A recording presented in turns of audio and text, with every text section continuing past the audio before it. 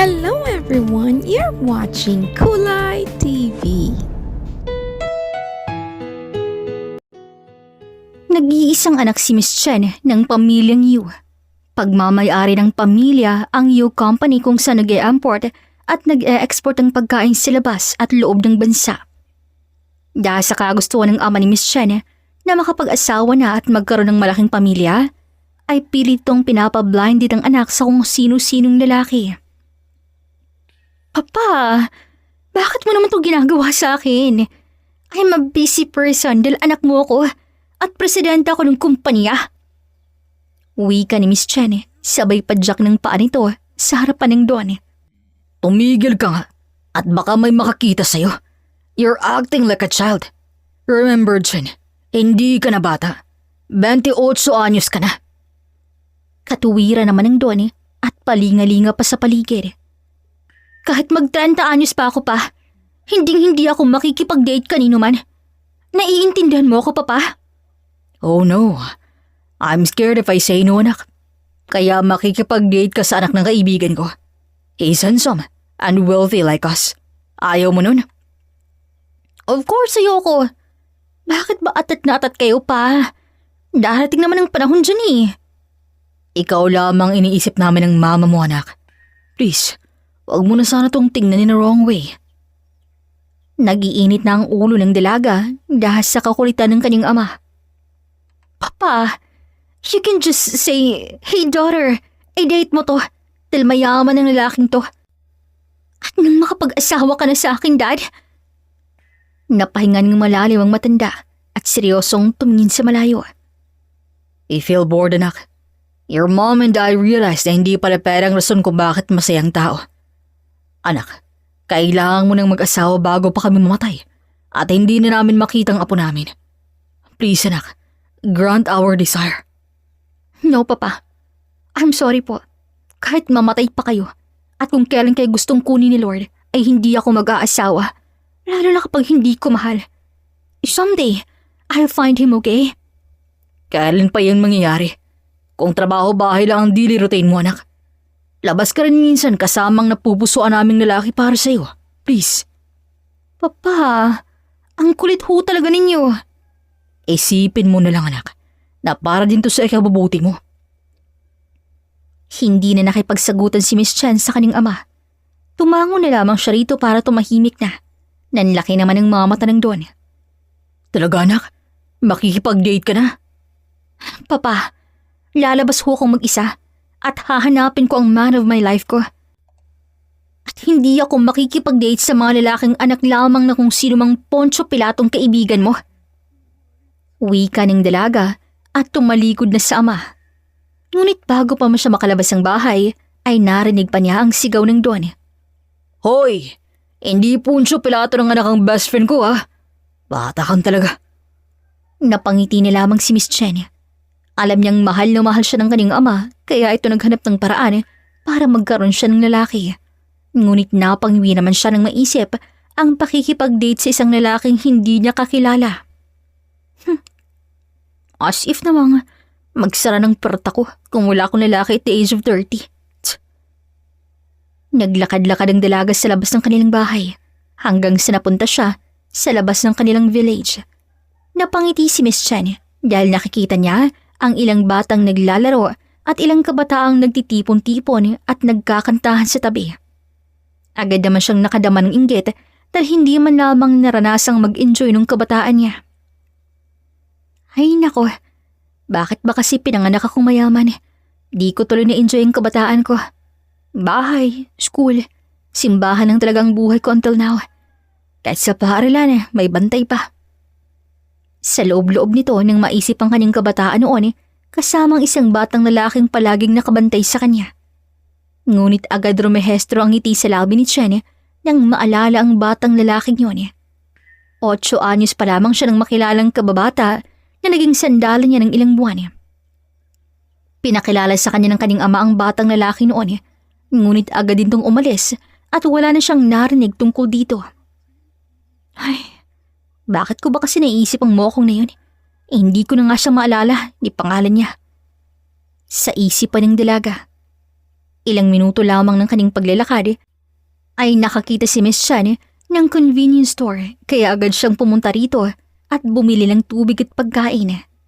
Sakto namang palabas na siya habang nag-iinom ng tubig nang biglang may bumangga sa kanya at nasipagdaglagan ng kanyang pinamili sa loob. Parang nag-slow motion kay Miss Chan ng lahat. Hindi niya alam kung anong gagawin at alam niya lamang niya ilang segundo ay babagsak na siya kasama ang tubig na iniinom niya. Ngunit walang Miss Chan na bumagsak o nabasaman lamang ang dala nitong tubig. Pikit matang dinamdam ng dalaga kung anong masakit sa kanyang katawan. Pero wala siyang naramdaman ni katiting na sakit dito.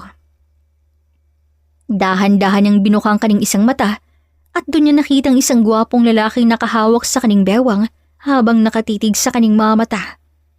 Dahan-dahan siya nitong tinayo nang hindi man lamang pinutol ang kanilang tinginan. Be careful next time, miss. Baka anong nangyari sa'yo kung hindi kita agad nakita? Wika ng lalaki. Tulala lamang si Miss Chen dahil hindi siya makapaniwala nga may isang gwapong lalaki nagligtas sa kanya. Hey miss, are you okay? Bakit ka tulala? Aftershock ba yan? Doon na tila nagising si Miss Chen. Agad na mula ang kaning muka dahil pakiramdam niya napahiya siya rito. OMG, it feels so embarrassing. Bakit pa naman nakatulala ka sa kanya, Chen? Sa loob-loob ng dalaga. Okay, I get it. Nasa aftershock ka pa. At ganyan ang reaksyon mo. It seems you're okay naman. So bye. Natataranta naman si Miss Chen nang makita nga lumabas na nga ang lalaki sa convenience store. Mabilis itong sinundan at walang pagdadalawang isip na hinawakan ng kamay nito. Teka lang, wait. Tanging nasabi ng dalaga. Nangunot naman ang noon nito. Ngunit kitang-kitang amusement sa kaning muka. Yes? May kailangan ka? Ano kasi? Anong miss? Sabihin mo na agad. And you're wasting my time. May pupuntahan pa naman ako. Hindi naman makatingin ng diretso si Miss Chen na kanyang pinagtataka. Gosh, umayos ka, Chen. Bakit ka ba natatameme sa lalaking yan? Galit na wika niya sa kaning sarili. Nang makitang tatalikod ang muli ang lalaki, ay doon na siya naglakas loob na kausapin to. Look, I'm sorry. And, thank you. Yes, salamat na niligtas mo ako kanina. Hindi ko alam kung sino yung bumunggo sa akin kanina At baka nabagok ng ulo ko ngayon kung wala ka. Kaya, thank you. Ngumiti naman ang lalaki, kaya mas lalong nangatog ang tuhod ni Miss Chen sa kaba. It's okay. Wala naman ako nakitang ibang tao kanina, kaya nakita kita agad. So, we're good now? Alis na ako, miss. Teka lang, nagmamadali ka naman Kung walang ibang tao kanina, ibig sabihin, ikaw nakabunggo sa akin? What's the problem, miss? You're safe naman, kaya wala naman sigurong dapat pag-usapan pa. Wika ng lalaki sabay talikod sa dalaga. Magsasalita pa sana yung si Miss Chen, pero naanahan na muli siya ng hiya. Nanghihinayang na lamang siyang tumingin sa likod ng lalaki hanggang sa mawala ito sa kaning paningin. Bagsak ang balikat ng dalaga habang naglalakad pauwi sa kanilang village. Ay, sayang. At hindi ko man lamang natanong ang pangalan niya. Sana makita ko pa siyang muli. Gosh. I think this is love at first sight. I'll research later kung anong mararamdaman sa love at first sight. Parang baliw na wika ni Miss Chen. Mabilis lumipas ang araw at tinuloy ng doon ang blind date ng kaning anak at sa anak ng kanyang kaibigan. Chinia, nakaset ang date kung kailan ka makikipagkita kay Jared, okay? Pa, marami pa akong ginagawa sa opisina ko. Baka pwede nating i-postpone yan? Hindi pwede, anak. Nakakahiya sa mga kaibigan ko. Excited pa naman ang anak nila to meet you. Well, ako hindi excited. Tsaka, makakapaghintay pa ang blind date na yan pa. Pero ang trabaho ko sa kumpanya, hindi. Basta anak. Siputin mo ang blind date mo kahit ngayon lang. Basta pa. Ayokong sumipot sa kung sino mang lalaking yan. Masasabi mo lamang yan ngayon, anak. Tingnan na lamang natin kung sasabihin mo pa yan kapag makita mo na ang gwapong anak ng kaibigan ko. Blah blah blah pa. Bahala kayong mag-isip dyan. Basta ako, masaya ako ngayon. Period. Huwag matigas ang ulo, Chen. Sumasakit ang bato ko sa'yo eh. Fine, pasok na po ako ng trabaho. Nagmamadali nang umalis ang dalaga kahit pakiramdam niya ay galit ng kaning ama. Kahit sinasagot nito ay alam naman ni Chen kung kailan titigil. Pinagsawalang bahala na lamang ito ang sinasabi ng kaning ama at tinutukan ni lamang ang kumpanya. Mabilis ang paglipas ng araw at masaya pa ang Don dahil mong akala niya ay makikipag-date ng kaning anak. Pero walang Miss Chen na nagpakita sa restaurant kung saan naghihintay sa kanya ang isang guwapong lalaki. Naghintay pa ng ilang oras ang binata ngunit bigo itong umuwi at tumawag sa Don. I'm sorry, Tito. Pero hindi po sumipot si Chen. Ang batang yun talaga. Ginagalit niya talaga ako.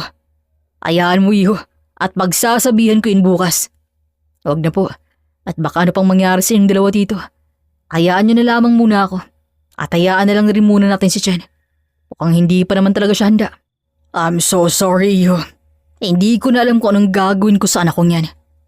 I totally understand po. Huwag ho kayong mag-alala. I won't give up on your daughter. Kahit paabot ng ilang taon ang paghihintay ko sa kanya. Nakaramdam ng awa ang Don para sa binata. Kaya naman galit na galit ang Don kinabukasan nang malaman itong nagtatrabaho lamang ang kaning anak sa araw ng blind date at inindyan lamang ito ang kadate. Agad itong tinawag ng anak kung saan kampanteng naglalakad papalapit sa kanya. Yes, Papa. Good morning. Looks like may problema ka po. Malaking ngiting wika ni Miss Chen. Are you serious? Ang sweet mo sa akin ngayon dahil alam mong may kasalanan ka. Bakit hindi mo sinipot si Jared, ha? Pinahiya mo ako sama niya. Come on, Papa. Sobrang busy ko sa office, alam mo yan. Dahil nandito ka lamang sa bahay palagi. Di ko alam kung ikaw ba bang CEO o ako na. But you know what, Papa? I'm not sorry though. Para tumigil ka na sa kakahanap ng lalaking ibigin ko. What? How dare you to talk to your papa like that? Oh my God. Magkaka-heart attack yata ako sinang wala sa oras eh. Ganto ha, anak. Bukas mag-date ka ulit. Kung hindi ka sisipot, ay umalis ka na rito and live on your own life. Magsarili ka na. Hindi naman seryosong Don sa kanyang sinasabi. Tinakot lamang yung anak para pumayag to. Oh, really, Papa? Well, that's good to hear po. Basta ba, ako pa rin ang presidente ng kumpanya natin, ha? Ikaw naman ang founder. Masayang wika ng dalaga at pumalakpak pa to. Nanlaki ang mga mata ng Don. Laglag ang kaning panga nang makita ang tumakbo ang anak papasok sa kwarto nito. Ilang minuto lamang lumipas ay may dalawang maleta nitong dala palabas. Teka anak, saan ka pupunta? At nag-asabalutan ka yata? Alam mo namang I was just joking kanina. Yup, I know, Papa.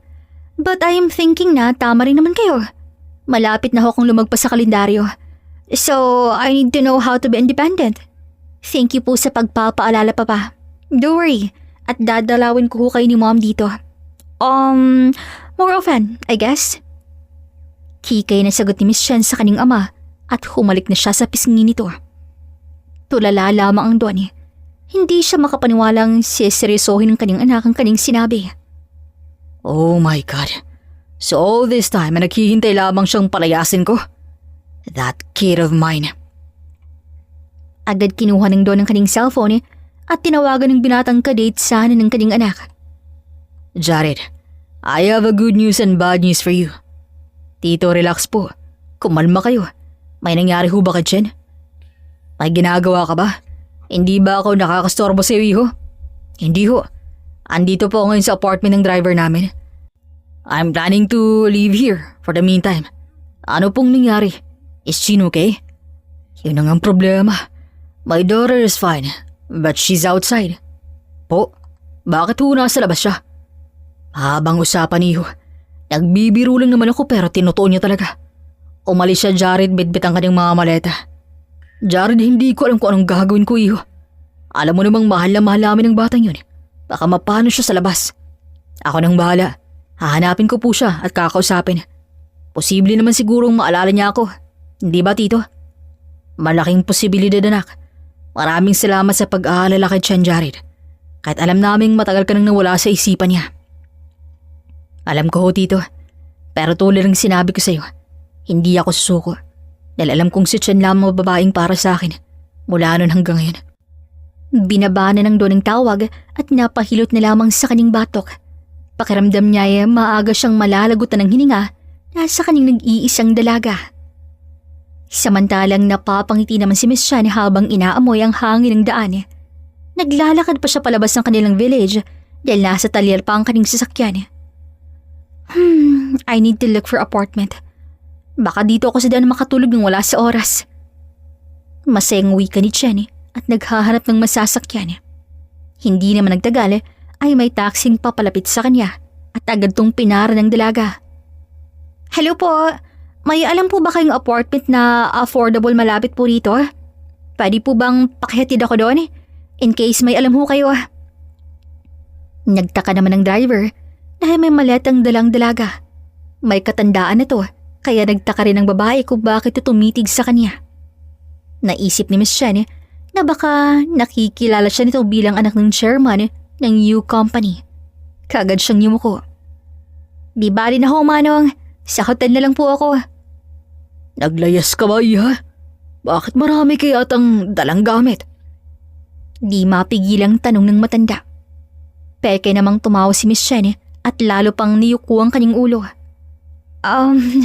Hindi ako naglayas, Manong. Pinalayas po ako ng papa ko. Abay, Diyos kong bata ka. Bumalik ka doon sa inyo at humingi ka ng tawad. Alam mo kasi kaming matatanda ay mabilis lamang magalit. Pero hindi naman sadya lahat ang lumalabas sa aming mga bibig. Hindi ho. We're okay po ng papa ko. What I mean po is, I need to practice how to be independent po. Kasi para ready na po ako kapag may asawa na ako. Yeah, that's right po. Pilit lang ngiti ni Miss Chen. Napangiti naman ng matanda. Akala ko pa naman. Nakita ko kasing ang saya mo kanina habang nasa malayo pa ako. Alam kong nag-good time ka lang. O sige, tara na. May alam akong apartment. May isang kwarto pa doon na walang laman. Pag-aari namin ng asawa ko. Malawak namang napangiti si Miss Chen. Lihim nang siyang nagpapasalamat at tila umaayon sa kanyang panahon. Dumaan muna si Miss Chen sa isang bangko at nag-withdraw ng halos kalahating milyong pera. Ay, in case of emergency, baka i-block ng papang lahat ng bank accounts ko. Sa isip ng dalaga. Hindi pa man sila nakakalayo sa bangko, ay tumawag na nga ang matanda kay Miss Chen. What now, Papa? Aanhin mo ang kalahating milyon, ha? Pasaway ka talagang bata ka at... Hindi na nga natapos ang doon ang sasabihin dahil nagsalita ng dalaga. Papa, syempre kailangan ko yun to start a new life. Hello? Kailangan namang sadan ako matutulog. Oo nga naman. Sige. Mag-ingat ka lang at pauuwiin kita dito sa bahay kapag magkasakit ka. Opo, Papa. Kaya please lang, huwag kang basta-basta tumawag at nag-iisip ako kung saan at paano magsisimula Good luck, anak. Kaya mo yan. Napangiti na lamang si Miss Chan nang matapos ang tawag ng kaning ama. Alam niyang suportado siya ng kaning mga magulang sa nais niyang mangyari sa kanyang buhay. Ilang minuto pang lumipas ay huminto na nga ang taxi na sinakyan ni Miss Chen. Nandito na tayo, Iha. Ako nang bahala sa maleta mo at mauna ka sa loob. Wika ng matanda. Sige po, salamat. Tugon naman ng dalaga at pumasok na nga sa loob ng gate. Namangha si Miss Chen dahil puno ng halaman ng bahay. Napangiti siya dahil simpleng apartment lamang ang titirhan niya kung sakaling magustuhan niyang lugar. Sa amin tong apartment, Iha. Sa taas naman kami ng asawa ko. Yang room na yan ang walang tenant. Buksan mo yan at makikita mo kung gaano kalawak at kaganda ang kwarto. Talaga ho? Sige po, papasok na ako. Hindi na kumatok ang dalaga at basta na lamang binuksan ang pintuan ng kwarto. Hindi niya nakalang may tao pala sa loob kaya nagulat si Miss Chen sa kanyang nakita. Hala, sorry! Akala ko walang tao dito sa loob. Wika niya sabay talikod sa lalaki. Nagulat din naman ng lalaki at muntik pang mapatakbo palabas. What the? Look, I'm sorry din. Sabi kasi ng tatay, ayusin ko ang ripot na sira na. Wika ng isang barito ng boses. Napasingap si Miss Chen. Kilala niya ang boses na yun. Dahan-dahan siyang humarap sa lalaki at doon tumambad muli sa kanyang harapan ng katawan nitong walang saplot na pang itaas. Oh my gulay! Pandesal! Oh, it's you, Miss Tubig. Anong ginagawa ng isang tulad mo rito? What? Tinawag mo akong Miss Tubig? Why? Oh, sorry. I didn't have a chance to ask your name kasi nung nagkita tayo. Oh, hindi na ako nakapagtanong. Kaya yun ang naisip kong tawag sa'yo. Ay nako, me and my bad mouth. Oh, it's okay then. It's Chen. Miss Chen actually. Pero Chen na lang. And you? Ay, this is it. Nakikilala ko na siya. Wika niya para na lamang sa panghuli. Kumuha naman ng towel ang binata at nilinisan muna ang kanyang kamay. Ako si Peter. Pete na lang for short. Tenant ako rito. Diyan lang sa katabi nitong kwartong to. Oh God, so this is it. Love at first sight, check. At nagkita kaming muli, check. It must be love. Sa isip-isip ni Chen at hindi mapigilang hindi mapangiti sa harap ng lalaki. Are you okay, Miss Chen? Bakit ka napapangiti dyan? No, I'm fine. May naisip lang ako. So, this room is nice. Malaki rin at maganda. Wika ni Miss Chen na nakatingin naman sa malapandisal na katawan ng lalaki. Well, yeah. Makakalis ka dito kapag good payer ka. Magtatlong taon na ako dito kay tatay at halos 15% din ang discount ko rito. Dahil wala pang kabuwanan, nagbabayad na ako. Wow, that's amazing. Sige, kunin kong kwartong to at magbabayad ng 3 taon. Wala sa sariling wika ni Miss Chen at hindi mapigilang mapalunok ng sariling laway. Are you okay? Kanina pa kita napapansin ang nakatingin sa katawan ko. Naalala mo ba ang katawan ng boyfriend mo? O may iba kang iniisip? Doon na tila nagbalik ang isip ni Chen at napatulala sa lalaki. What? Anong pinagsasasabi mo? I'm not drooling on you. At wala akong boyfriend dahil wala pa yun sa isip ko. Wait, miss. Relax. Wala akong balak inisin ka, okay? At wala rin akong sinabing naglalaway ka sa katawan ko. Anyway, okay na yung gripo. Nasa next door lang ako kapag may kailangan ka. Wika ni Peter at nagmamadali na ngang lumabas ng kwarto. Pumasok naman ang matandang lalaki habang bitbit nito ang 2 maleta. Ano iya? Nagustuhan mo? Hindi na nga nakapagsalita ang matanda dahil sinapaw na to ni Miss Chen. I love it here, Tay. Yeah, gusto ko rin po dito. Kukunin ko ho to at magbabayad na po ako ng 3 taon. Bakit 3 taon agad iya? Pwede namang dahan-dahan lang pagbayad mo ng renta. Naku Tay, hindi. Gusto ko nang magbayad agad-agad para magiging akin ang kwartong to. Nakatulala lamang matanda na tila ba hindi makapaniwala sa narinig nito. Totoo iya. Baka hindi mo makayanan mag-isa rito at uuwi ka rin sa inyo. Okay na kami ng asawa ko sa 1 month advance at 1 month deposit. No, Tay. I mean it. At kapag di ko matapos ang 3 years dito, ay hindi ko na po kukunin pabalik ang pera ko, promise. Basta, akin na po tong room. Naiiyak naman ang matanda sa tuwa at mabilis yumuko sa harap ni Chen. Salamat iya. Alam mo bang masakit ang katawan ko sa pamamasada? Kaya malaking tulong ang pera mo para sa pang-araw-araw namin ng asawa ko. Salamat talaga. Hayaan mo. At may discount ka sa apartment na to. Imbis 8,000 per month, gawin na lang nating 5,000. Ngunit hindi na tumawad si Miss Chen. Binigyan niya ng perang matanda, sakto, sa 3 taon niyang pagtira sa apartment nito. Umalis na rin ang matanda upang ibigay ang pera sa asawa nito. Kaya nag-iisang muli ang dalaga. Napangiti siya. Ay, ganito palang pakiramdam. Pero malaki pang kailangan kong ayusin at bibilhin para magmukha itong bahay.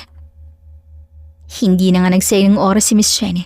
Kaya kinabukasan ay agad niyang kinuha ang kanyang cellphone at doon naghanap ng iba't ibang furniture online. At lahat ng nagugusto ng dalaga Binibili niya. Hindi naman nagtagal ay dumating ng mga to.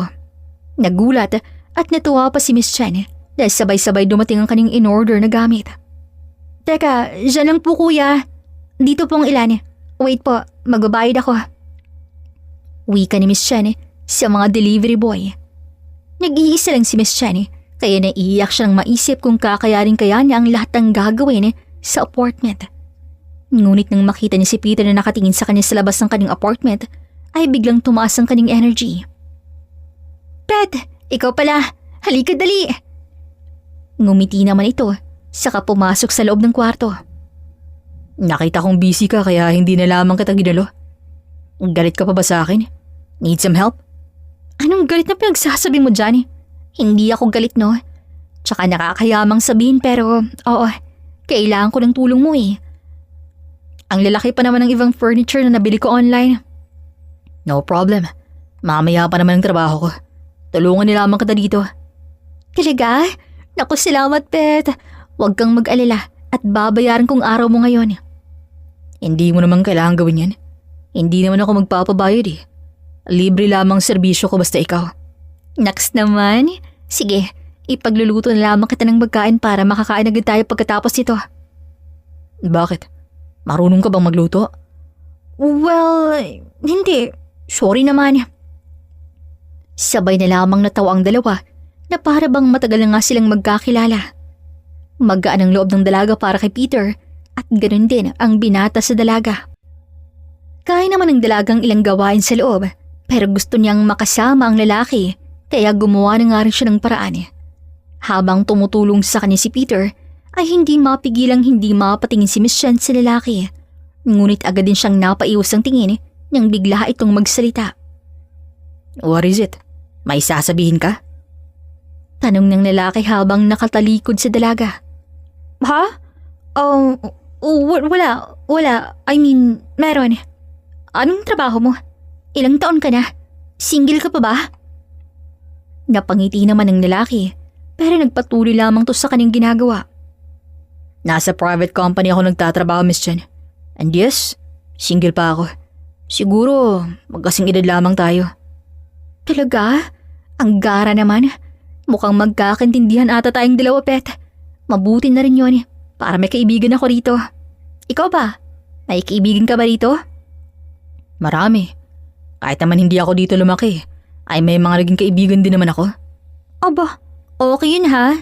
Saan ka ba galing at bakit nasabi mong hindi ka rito lumaki? Mukhang nais mo yata ako makilala, Miss Chen.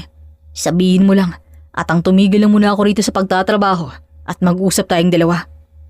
Ito naman, nagtatanong lamang yung tao eh. Sige na, tuloy mo na yan at tatahimik na ako rito.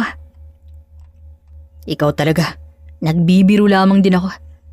Alam mo bang sobrang ganabo kapag nagtatampo ka? Hindi ko pa yan alam. Pero totoo ba? Eh di nanaisin ko na lamang magtampo palagi para palagi ka rin nagagandahan sa akin. Napatigil naman ang binata at hindi napigilan ng sarili nitong matawa. Mapagbiro ka rin ano? Well, kahit hindi ka magtampo, maganda ka na dyan. Kung makapagsalita ka dyan parang matagal mo na akong kilala ha. Matagal na naman talaga. May sinasabi ka, Pet? O wala, sabi ko magtrabaho na tayo bago pa ako madistract sa'yo. Yun lang yun. Napakagatlabi na lamang si Miss Chen at hindi na sumagot sa binata. Hindi niya alam kung maiinis ba siya rito o kikiligin sa banat nito. Nagpatuloy na lamang siya sa paglilinis ng apartment habang may ginagawa rin si Pet. Lumipas ang ilang oras ng pag-aayos ng apartment ay natapos na nga ng dalawang gawain.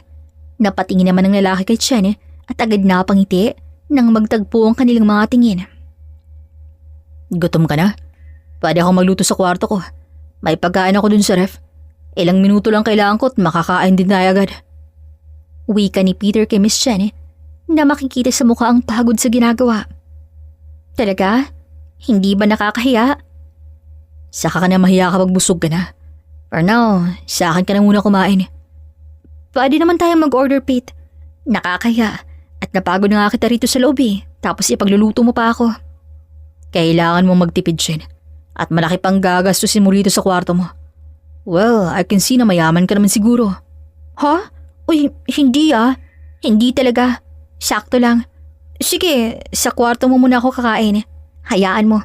At sa susunod, ako naman ang manilibre sa'yo. Hindi na. Akong lalaki dito. Ay hayaan mong akong lilibre sa'yo.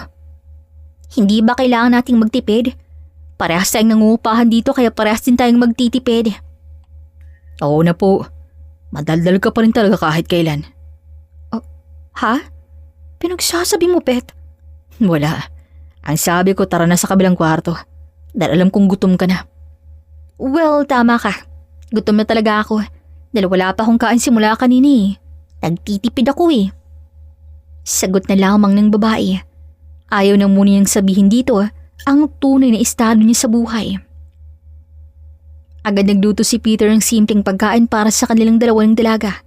Hanggang sa malapit na siyang matapos nang makitang nakatulog na nga ang dalaga sa pagkainan. Napangiti na lawang binata at dahan-dahang lumapit kay Chen. Hinawi nito ang ilang hibla ng buhok na nakalugay sa mukha ng dalaga. Titig na titig si Peter nang biglang mag-ring ang kanyang cellphone. Napangiti, sabay hingang malalim ang makita kung sinong tumawag sa kanya. Agad siyang tumayo at lumayo at sinagot ang tawag. Hello po? Yes po. She's fine. She's doing great. Sige po, salamat. I will. Wika ni Peter at pumasok na nga sa loob ng apartment. Agad naghain ng makakain ng binata at balak sanang gisingin ang dalaga upang makakain na to. Ngunit naisip pang titigil ng dalaga kaya tumigil siya sa kanyang ginagawa saka lumapit muli rito. Look at you. Ang laki mo na, Chen. I don't know what I felt. Kung maiinis ba ako sa'yo dahil hindi mo ako ma-recognize o magiging masaya dahil malaya kitang matititigan ng ganito. Bakit di ka naman sumipot sa date natin? Takot ka sigurong ma-fall sa akin just like before. Anyway, mga bata pa tayo nang sabihin mo sa akin na gusto mo ako. Tiyak kong hindi mo siguro maalala yun. Natatawang wika ni Jared Peter. Naalala ng lalaki kung gaano sila kalapit ni Miss Chen nung mabata pa lamang sila. Naging sandigan nilang isa't isa, lalo pat masyadong mahiyain si Peter habang makulit naman ang dalaga. Naghiwalay lamang sila nang pumuntang States ang binata upang mag-aral dahil siya ang hahalili sa kanyang ama bilang CEO ng kanilang kumpanya pagdating ng panahon. Nandito na ako, Miss Chen Marie. Nandito ng Jared Peter mo. Bulong ng binata at tumayo na lamang at agad naghain ng pagkain sa lumabas ng apartment. Paglabas ni Peter sa kanyang kwarto, ay agad yung nakita ang kanyang matandang driver na nagmamay-ari ng apartment kung saan siya namamalagi. Tay, kanina pa po kayo dyan? Oh, binabantayin ko lamang kay ni Miss Chen. Ano na? Nakilala ka ba niya? Nag-uusap na ba kayo? Napangiti si Peter sa harap ng matanda. Saksi ang kanyang driver kung gaano sila kalapit noon ni Chen. Ngunit agad nawala ang ngiti ni Peter at agad nag-iwas ng tingin. Hindi niya po ako naaalala, tay. Naghahanap po ako ng tiyempo para sabihin sa kanya ng totoo at ipapaalala sa kanya kung sino ako. Pero natatakot ako, tay. Natatakot ako na baka hindi na po siya tulad ng dati. Ay nakong bata ka. Masyado kang negatibo mag-isip. Huwag mong isipin yan, anak, okay? Matagal ko nang binabantayin sa maray si Miss Chen. Kaya alam kong siya pa rin ang dating kababata mo. Gumanda lamang siya lalo. Pero hindi nagbabago ang batang yan at pati ako'y hindi niya na naaalala. Maraming salamat, tay, sa favor na binigay niyo sa akin. At least, may alam pa rin ako sa babaeng yun dahil sa'yo. Tama yan, kaya huwag kang mawala ng pag-asa. Mahalin mo pa rin ang babaeng hanggang ngayon ay nagpapatibok pa rin ang puso mo. Napatango na lamang si Peter at agad lumingon sa pintuan ng kanyang kwarto. Biglang gumaan ang kanyang pakiramdam matapos makausap ang kanyang driver. Agad bumalik sa loob ng silid si Peter at tahimik na nagpalit ang damit at dumiretso sa kanyang trabaho. Samantalang hindi alam ni Miss Chen kung ilang oras siyang nakatulog sa araw na yon. Nagising na lamang siyang nag-iisa sa loob ng apartment ng bagong kakilala. Natakam si Chen sa pagkaing nakahain sa mesa kaya kumain muna siya bago lumipat sa kanyang kwarto. Ngingiti-ngiti pang pumikit ang dalaga at napasinga pa siya nang mukha ni Peter ang rumehestro sa kanyang utak. Agad siyang napaupo at napahawak sa kanyang magkabilang pisngi.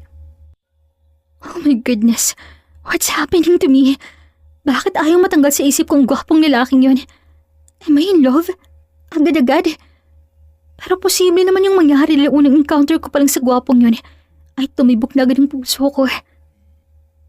Ngingiti-ngiti pang wika ng dalaga at bumalik na rin sa pagkakahiga. Ngunit ilang sandali pa ang lumipas ay umpong muli si Miss Chen sa kanyang kama dahil hindi na siya makatulog. Dahan-dahan siyang sumilip sa kanyang bintana at nagbabaka sakaling makita si Peter. Ngunit bigo siyang napaupo na sarado ang pintuan ng kwarto ng binata. Ay nako, kagaling ko lang naman doon. Bakit na-miss ko na agad siya? Naku naman, mukhang tinamaan na yata talaga ako. Bulong ng dalaga. Hello mga kakulay! May nangunguha po ng audio ngayon. Just to remind you, you're listening dito sa Kulay TV channel. Lumipas ang ilang araw at balik trabaho na muli si Miss Chen. Masaya siyang pumasok sa kumpanya ng kanyang ama na sakto na mga may bisitang mga to. Chenia, halika. Andito ang parents ni... Hindi na naman natapos ang matanda ang balak sabihin dahil nagsalita na nga si Miss Chen. Oh my God! Tita Sam? Tito Drake? Kamusta kayo? Kailan pa kayo umuwi? Tanong ng dalaga nang makitang mga pamilyar ang mga mukha at palingalinga pa sa paligid na para bang may hinahanap siya. Ngunit lihim na nabigo ang puso ni Chen dahil hindi man lamang nakita ang kanyang kabata na noon pa man ay may lihim na siyang pagtingin. Nakalimutan naman niya ang pangalan at mukha ng lalaki pero hindi niya makakalimutan ang tibok ng kanyang puso para dito noon. Agad tumikhim ang ginang at tumayo sabay yakap kay Chen. Matagal na iha, kaso ngayon lamang kami nakadalaw. Narinig kong hindi mo daw sinipot ang... Natigil naman ang pagsasalita nito nang tumayo ang asawa ng ginang. It's okay, Sam. Halika, iha, at saluhan mo kaming kumain. Thank you po, Tito. Sobrang saya ko po't nakabalik na pala kayo dito, Tito, Tita. Pero, dito na po ba kayo maninirahan? Hindi na kayo babalik ng States? Hindi na, iha. Bibisita na lamang siguro kami doon kung kinakailangan. Kamusta ka rito? Balita namin, president ka na raw ng kumpanya ninyo. Nako, posisyon lamang po nagbago sa akin. Pero ganun pa rin naman po ako. Kayo po, kamusta po kayo sa States? Sumama ba sa inyo si... Nevermind po. Tumawa naman ang mag-asawa at napayuko pa ang dalaga dahil nahihiya siyang aminin sa mga to ang totoo niyang nararamdaman. Nais niyang tanungin ng mga bisita tungkol sa nag-iisa nitong anak na kababata niya na ngayon nakalimutan niya nga niyang mukha at pangalan nito. Agad namang tumikim ang ginang at hinawakan sa kamay si Chen. Our son is doing great, anak. Na-miss ka na rin ang batang yun for sure. Bata pa po siya, tita? Hindi ba siya lumaki? Silly. Of course lumaki na siya tulad mo. If you don't mind, iha, nais ko lamang magtanong kung bakit hindi mo sinipot ang anak ko sa blind date ninyo. Po? Kailan po yun? Pasensya na po, tita, pero wala po akong nakikilala sa mga blind dates ko. Dahil hindi ko naman po sila sinisipot. Oh, hindi mo pala matandaan. Maybe because maraming sinetap ang papa mo sa'yo. But it's fine, anak. Alam kong magkikita rin naman kayo soon ng anak ko. I can wait po, Tita Sam. Miss na miss ko na rin pong anak ninyo. I'm sure parehas kayo ng nararamdaman, anak. Maggaan ang loob ni Miss Chen matapos makasamang mag-asawa sa pagkainan niya. Marami pa sana siyang nais itanong sa mag-asawa tungkol sa kanyang kababata pero naunahan na naman siyang hiya. Tahimik na lamang si Chen habang nakikinig sa usapang matanda habang iniisip niya ang kanyang kababata. Kamusta na kaya yun? Gwapo pa rin ba siya? Mas gwapo ba kaysa kay Peter? Naku, mali itong iniisip ko. Magkaiba ang dalawang lalaking yun. Si Peter gwapo't masipag habang yung mukong na yun mahiyain lamang. Pero gwapo rin naman siya nung kabataan namin. Ay... Sa isip ng dalaga.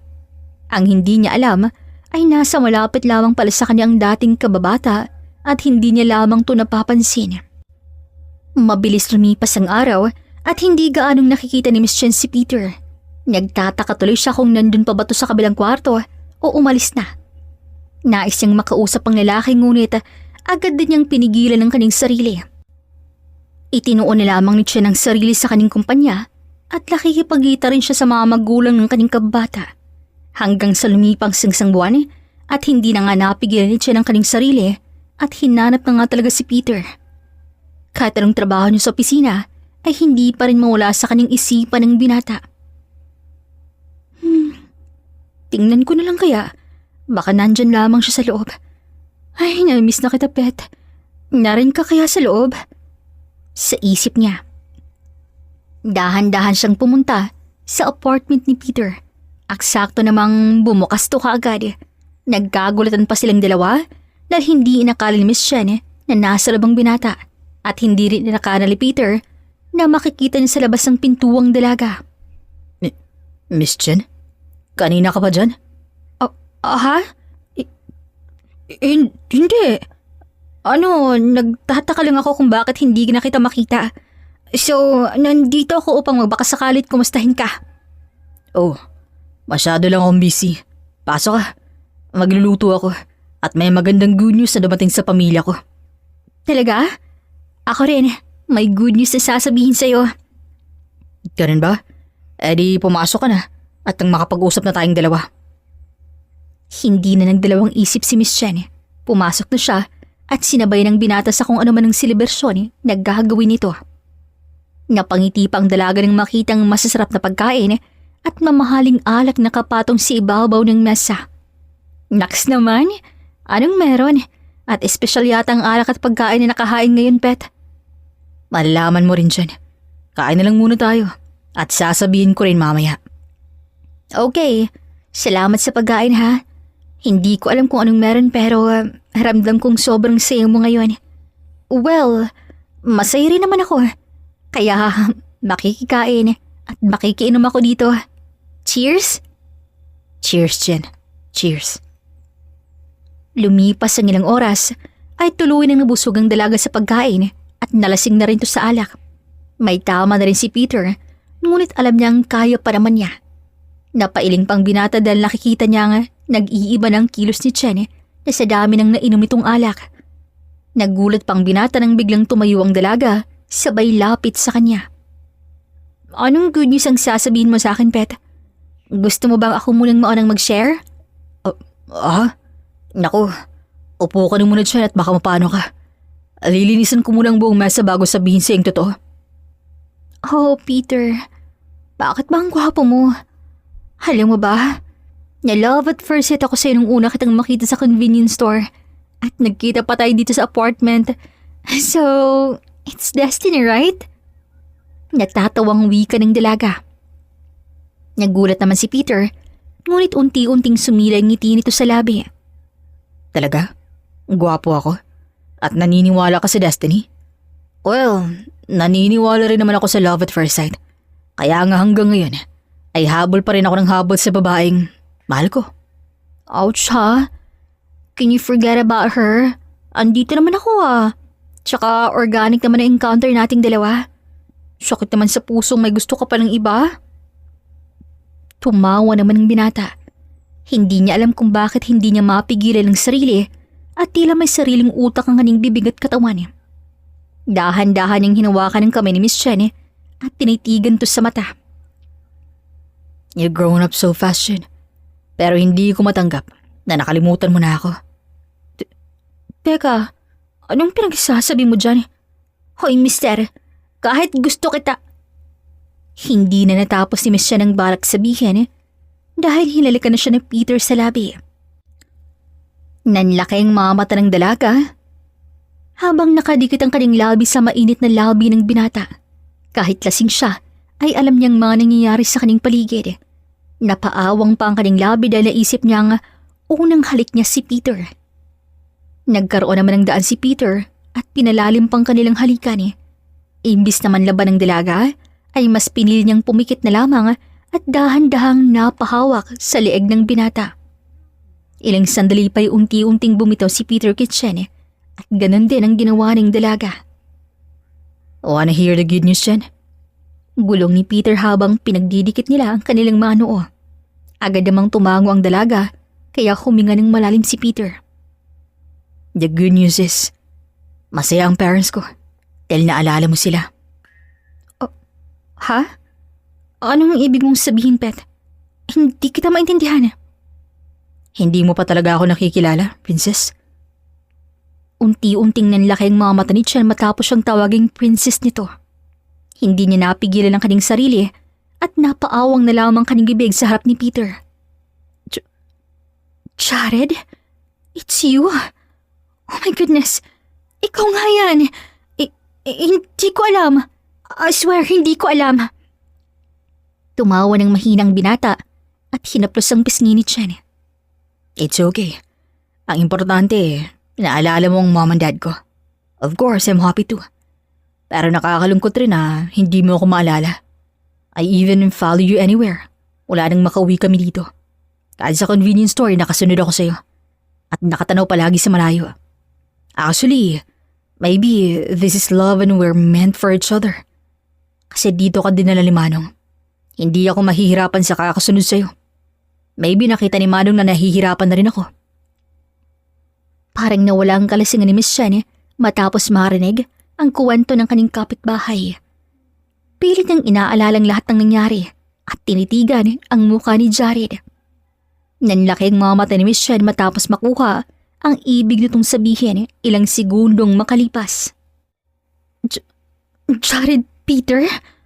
Oh my God! Ibig sabihin, kilala na ako ni tatay paglabas ko pa lamang ng bahay? Yes. Actually, si tatay ang kinausap kong bandayin ka nung nasa States ako. Wala akong lakas sa kontakin ka eh. Dahil alam kong nagtatampo ka sa akin. Dahil umalis ako sa tabi mo. Kailangan ko yung gawin lahat para sa ating dalawa, Chen. Oh my, all this time ay alam mo palang nangyari sa akin, Jared. Ngayon nakaramdam na ako ng panghihinayang dahil hindi ako nakinig kay Papa. Napangiti naman si Peter at napailing. Kailangan ng pala kitang lasingin para maalala mo ako. What? No. Hindi talaga kita nakikilala. Sobrang pinagbago mo. My goodness, Jared. Sobrang laki mo na. Ano na? May girlfriend ka na ba? Hindi makapaniwalang tumitig si Peter sa dalaga. Are you serious? After I kissed you? Tatanungin mo ako ng ganyan? Imbis na magalit ang dalaga, ay napangiti na lamang siya. Niyakap niya ng mahigpit ang dating kababata at hinalikan sa pisngi. So, ako pa rin ba hanggang ngayon, It's always been you, Chen. Tulad ng sinabi ko, iniliw mo na ako ng panahon at ilang taon mo na akong nawala sa buhay mo. That's because I need to study hard para sa future natin. And I'm the new CEO now. Wow! Talaga? Alam mo bang akong presidente ngayon ng kumpanya namin, Pet? Anyway, let's clean this up. At pupunta tayo sa bahay ngayon din.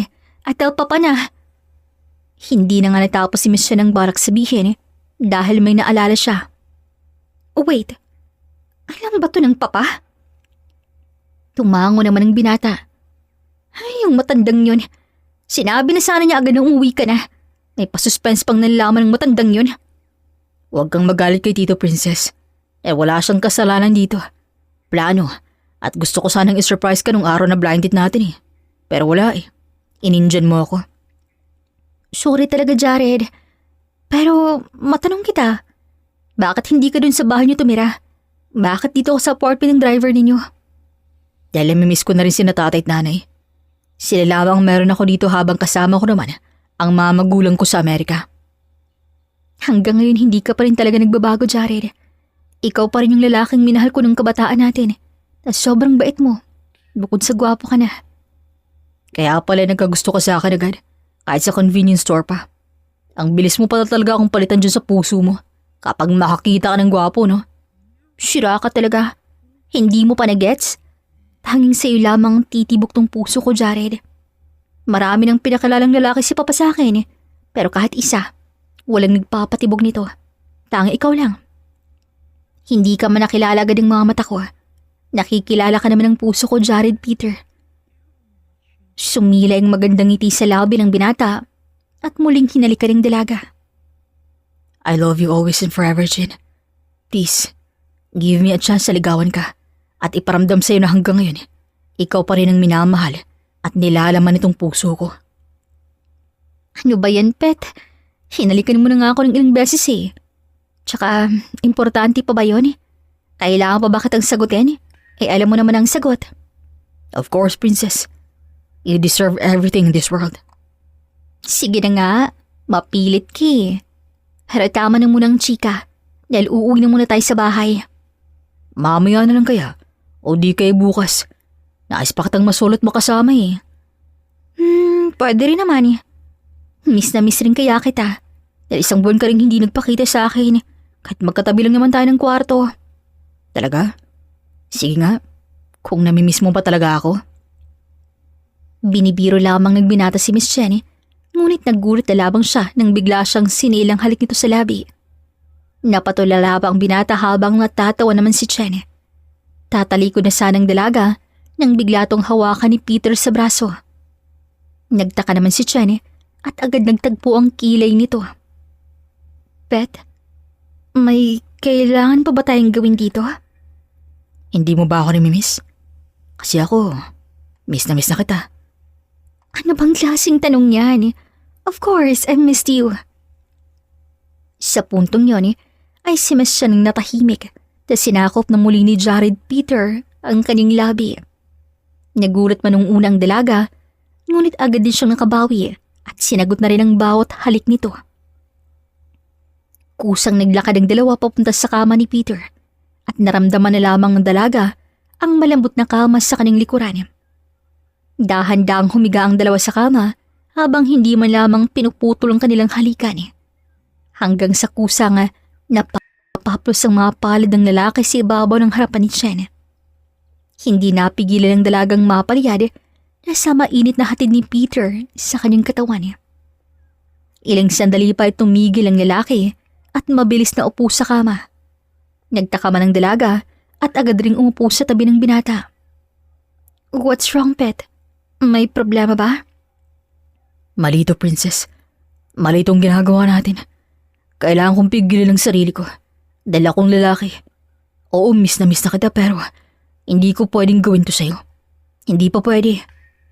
Hey Jared, relax. Kumalma ka, okay? Parehas na tayong matanda at hindi na tayo mga bata. Walang mali sa ginagawa natin, Jared. At parehas nating mahal ang isa't isa. Hindi mo kailangang magpigil. Dahil alam kong ikaw lang lalaking nakalaan sa akin at lalong ikaw lamang para sa akin kahit ilang dekada pa tayong hindi magkita. Tila yun lamang hinintay ng binata at tuloy nang niyakap muli si Chen at hiniga muli sa kama.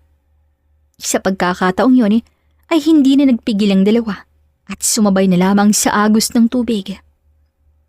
Mainit muli nilang pinagsaluhan ng halik na parehas nilang ninanamnam sa oras na yun. Unti-unti na rin tinanggal ni Peter ang kanilang suot na damit hanggang sa parehas na nga silang walang mga saplot. Dahan-dahang hinaplos ang binatang makinis at malulusog na pakwan ni Chen habang liyad na liyad naman ang katawan nito dahil sa kiliting nararamdaman niya.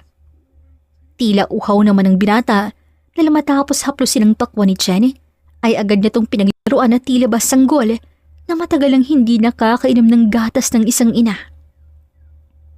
Para namang mababaliw si Chen dahil bago pa sa kanyang pakiramdam ang kiliting hatid nito. Maya-maya pa, biglang nagkapilitan ng pwesto ang dalawa at si Chen na naman ang humalik kay Peter, pababa sa leeg nito at sa malapandisal nitong katawan. Parang may sumanib sa dalaga sa oras na yon dahil nagawa niya nga paligayahin si Peter gamit lamang ang kanyang maiinit na palad at bibig.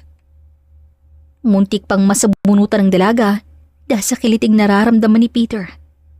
Ilang sandali pa ay pinahiga muli ng binata si Chen at agad pumesto sa taas nito. Nagkatitigan pa ang dalawa at sabay na nakapangiti. Ilang sandali pa ay tahimik na hinigan ni Peter ang noon ng dalaga at huminga ng malalim. We should stop now, Princess. Alam kong marami pa tayong panahon sa oras na ikasal na tayo.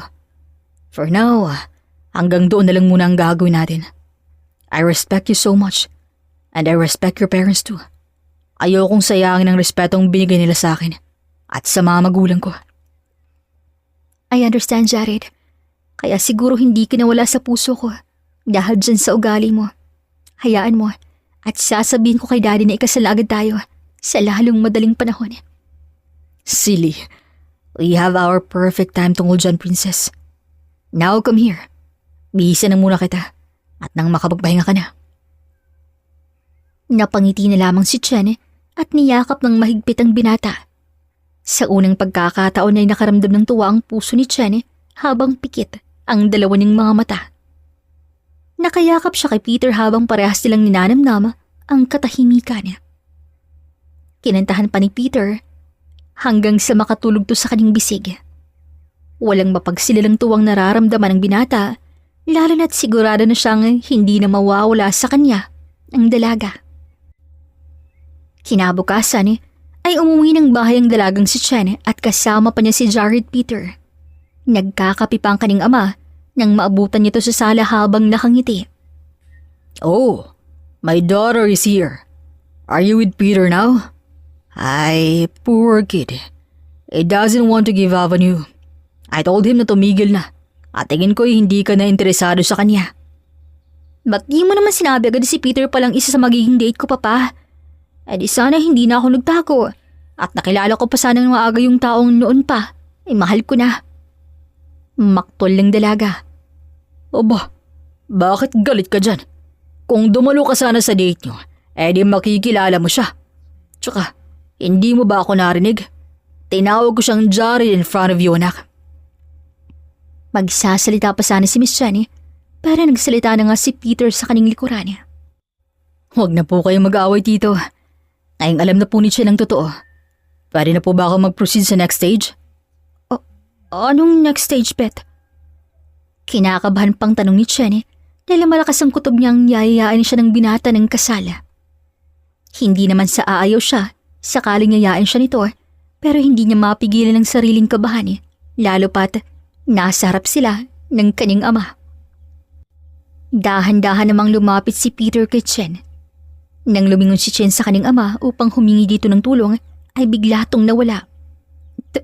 Teka love, si Dad, nasan si Dad? Diyan lang yun kanina. Bakit biglang nawulat? Muli ay hindi na nga natapos siya ng balik sabihin na sinakop na ng makisig na lalaking kanyang labi. I want more, Chen. Hindi lang friend. Hindi lang best friend. Hindi lang nobyo but more. I want to be your husband, Chen. At alam kong hanggang ngayon ay single ka pa rin. Matagal na kitang hinintay.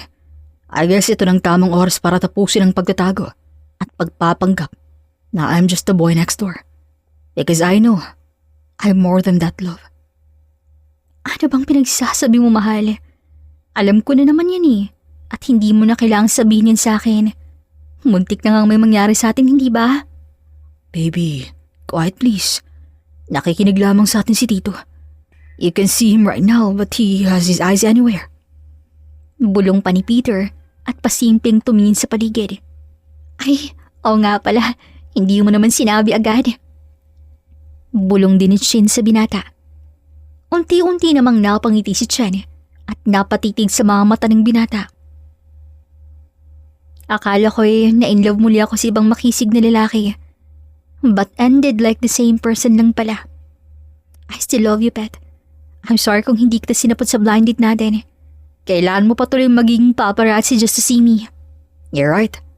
Lahat ng nangyari doon sa convenience store, scripted lahat. Para na lamang doon sa sinalo kita. My plan is, tabigin ka. Tapos maaalala mo na ako. Hush now, sweetheart. I will marry you anyway. Alam mo namang noon pa man, mahal na kita. Uwi ka ni Chen at hinalikan ng binata.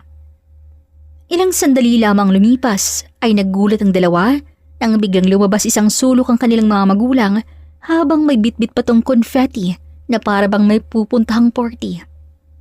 Agad lumapit sa kanilang mga ina at niyakap sila isa-isa. Finally, Jared anak, mukhang masaya ka na dahil nakilala ka ng muli ni Chen. I'm so happy for you, iho. Thank you, Mommy. Alam kong nakasuporta lamang kay ni Daddy sa akin.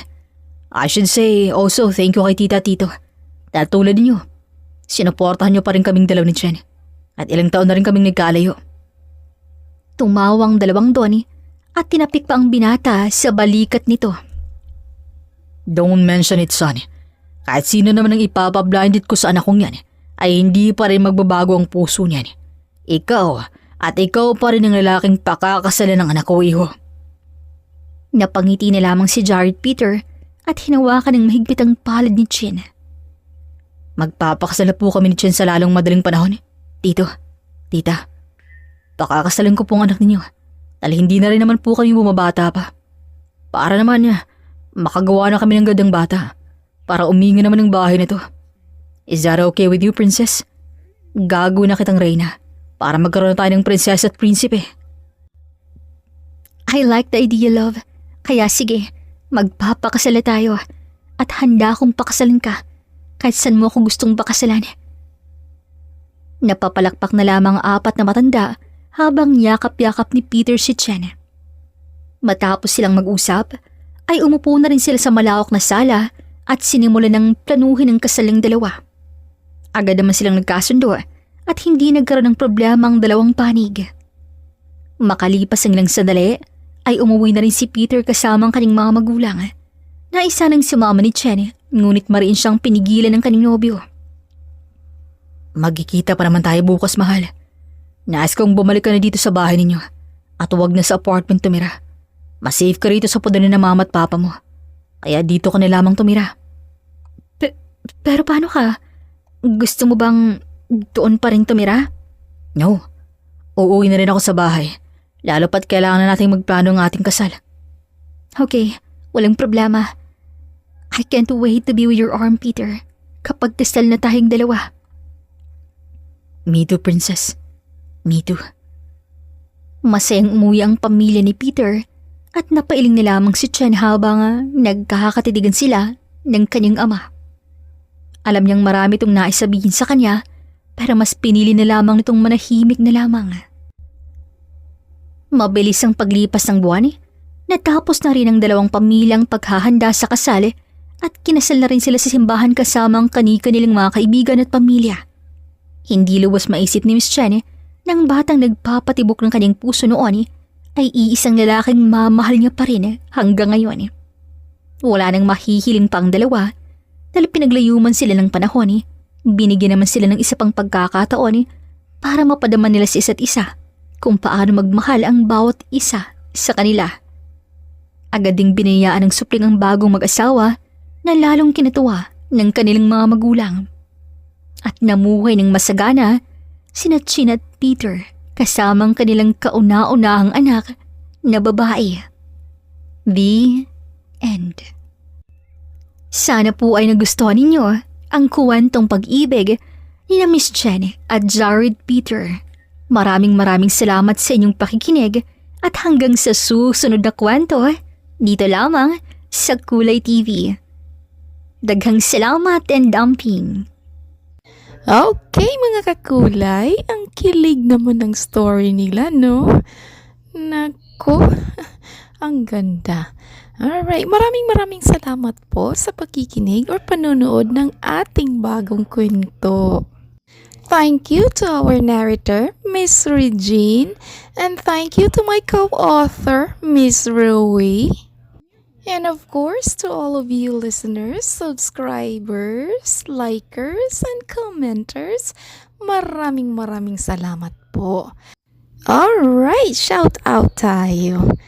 Okay, first up, shout out to Kitty G. Seho from Hong Kong. Hello po, maraming salamat. Shout out to Maybell Pohida from Saudi Arabia. Hello po. Thank you so much. Shout out to Arnold Bueno from Queensland, Australia. Wow naman. Maraming salamat. Shout out to Chaylene Salipdan from Olivo Heights, Tabuelan, Cebu. Hello po. Daghan kayong salamat. Also, shout out to Confused Bluebonnet Flower from Barangay Pinugay, Baras, Rizal. Hello po. Thank you so much. Shout out to Eman Lang Malakas. Hello po, maraming salamat. Also shout out to Nora Berganio from Marikina. Hello po, maraming salamat. Shout out to Gloria Torred from San Miguel, Surigao del Sur. Hello po, maraming salamat. And shout out to Mary Jane Figuracion from KSA. Hello po, thank you so much. Also, shout out to Alejandra Pulomo from Pasay City, Iloilo. Hello po, thank you so much. And shout out to Cool Dude Adventures. Hello. Also, shout out to Teo Edolantes. Hello po, maraming salamat. Shout out to Naomi Malabanan. Hello po, thank you so much. And shout out to Angelo Diolata. Hello po, thank you. And last but not the least, shout out to Emmy Galario. Hello, maraming salamat po. This is Ethel McManaman, Cool TV creator/writer, saying, bawat buhay ay may kulay. Thank you and take care. Daghan kayong salamat.